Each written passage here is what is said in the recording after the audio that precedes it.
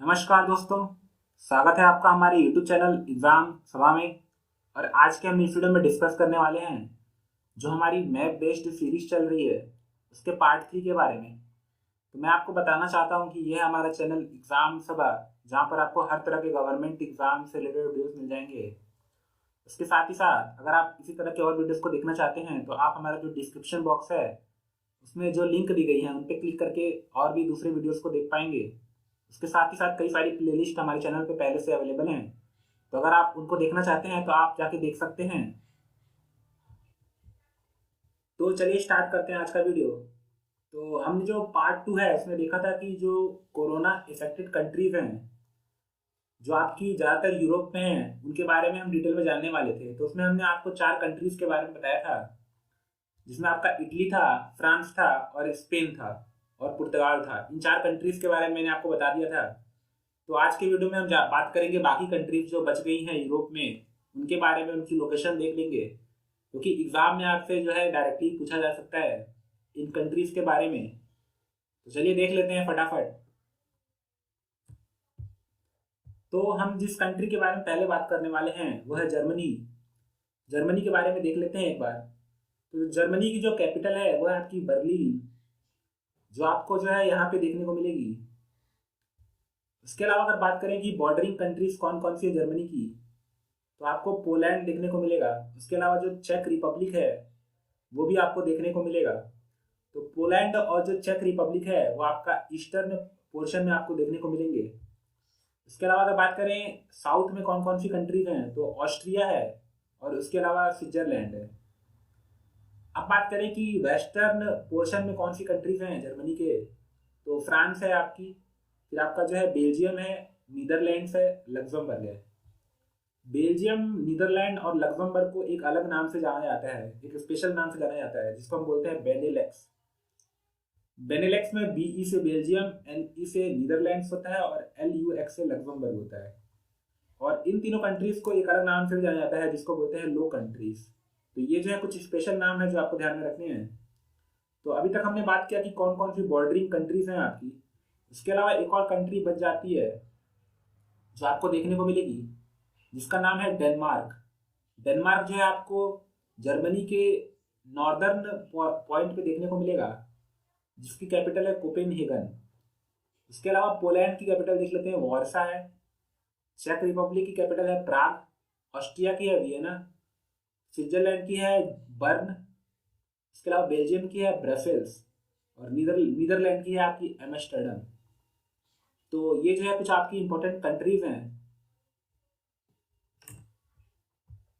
इसके अलावा जर्मनी में कुछ इंपॉर्टेंट रिवर भी फ्लो होती है जिनके नाम आपको ध्यान में रखने हैं। इसमें आपकी पहली है एल्बे, दूसरी है आपकी राइन और तीसरी है आपकी डैन्यूब। तो ये 3 नाम आपको याद रखने हैं। उसके अलावा और भी रिवर्स हैं जो आपके लिए उतनी इंपॉर्टेंट नहीं है, लेकिन आपको इनके नाम याद रखने हैं। तो जो आपकी पहली रिवर है राइन, राइन के किनारे आपको देखने को मिलेगा बॉन, कोलोन्ज। तो ये जो है कुछ इंपॉर्टेंट आपकी सिटीज हैं जो आपको राइन नदी के किनारे देखने को मिलेंगी। और इसमें आपका जो बॉन है, आपने बॉन कन्वेंशन का नाम सुना होगा, उसी से रिलेटेड है। इसके अलावा जो आपका डैन्यूब रिवर है वो भी जर्मनी से स्टार्ट होती है और कई सारी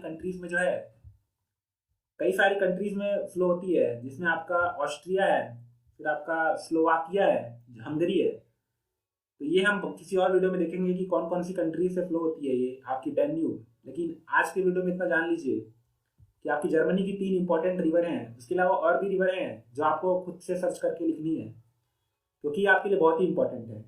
आपका जो हैम्बर्ग नाम की सिटी है वो आपको एल्बे नदी के किनारे देखने को मिलेगी।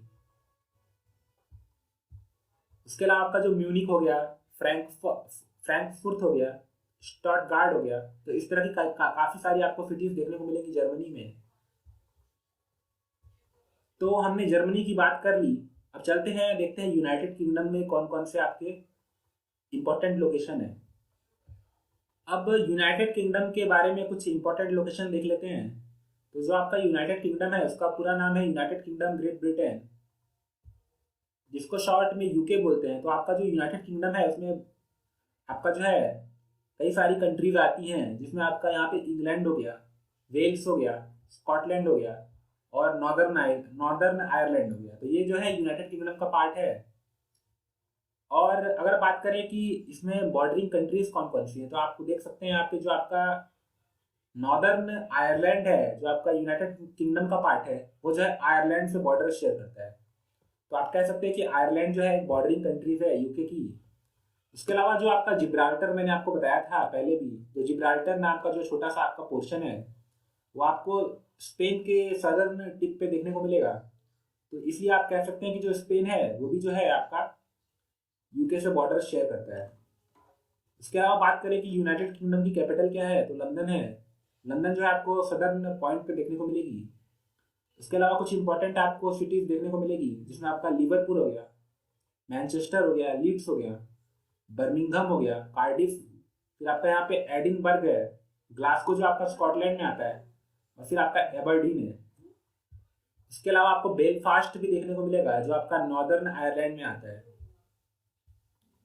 अब बात करें कि इसकी यूनाइटेड किंगडम के सी बॉर्डर में कौन कौन से आपकी लोकेशन है, तो आपको जो यूनाइटेड किंगडम के ईस्टर्न पोर्शन में देखने को मिलेगा वो है आपका नॉर्थ सी।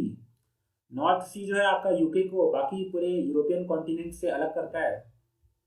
इसके अलावा आपको यूनाइटेड किंगडम के जो वेस्टर्न पोर्शन है वहाँ पे नॉर्थ अटलांटिक ओशियन देखने को मिलेगा।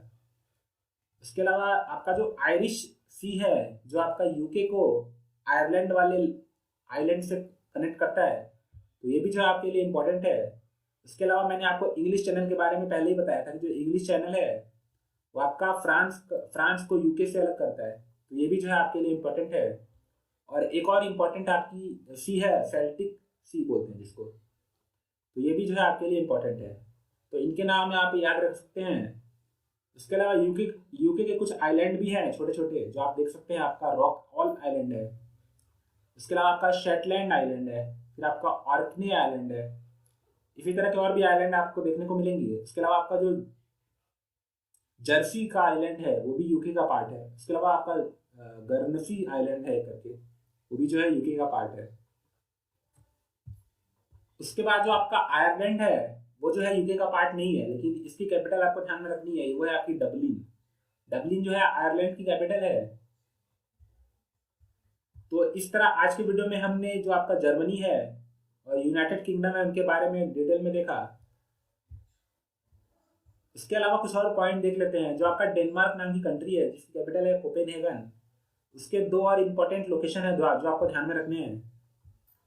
जो आपका ग्रीनलैंड नाम का आइलैंड है वो भी जो है आपका डेनमार्क का पार्ट है। ये आपको ध्यान में रखना है कि जो डेनमार्क है वो जो है ग्रीनलैंड पे अपना जो है अधिकार रखता है। उसके अलावा आपको जो यहाँ पे यूनाइटेड किंगडम है उसके नॉर्दर्न पोर्शन में आपको एक और आइलैंड देखने को मिलेगा जिसको हम बोलते हैं फरोए आइलैंड। ये भी जो है डेनमार्क का पार्ट है, ये भी आपको ध्यान में रखना है।